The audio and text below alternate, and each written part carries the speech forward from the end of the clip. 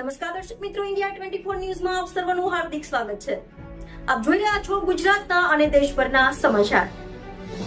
દાંતીવાડા તાલુકાના વાઘરોળ ગામના શખ્સને ડીસા કોર્ટે 1 વર્ષની સજા ફટકારી. દાંતીવાડા તાલુકાના વાઘરોળ ગામના ખેડૂતે દેના ગુજરાત ગ્રામીણ બેંકમાંથી લોન લઈ રકમ ભરપાઈ ન કરતા ડીસા કોર્ટે ખેડૂતને 1 વર્ષની કેદની સજા તેમજ લોનની રકમ ભરપાઈ કરવાનો હુકમ કર્યો હતો.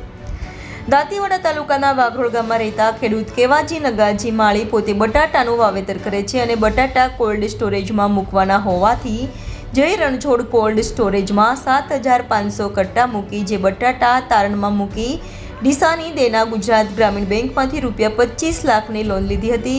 જે લોનના નાણાં વ્યાજ સહિત ₹26 લાખ ન ચૂકવતા બેંકે અનેક વખત નોટિસ આપી જાણ કરતા કેવાજી માળીએ બેંકને ચેક આપ્યો હતો. જે ચેક બેંક દ્વારા જમા કરતા ખાતામાં પૂરતા નાણાં ન હોવાથી ચેક રિટર્ન થયો હતો. દેના ગુજરાત ગ્રામીણ બેંકના બ્રાન્ચ મેનેજર ગિરીશભાઈ લક્ષ્મીચંદ ગજ્જરે ડીસા કોર્ટમાં ફરિયાદ નોંધાવી હતી.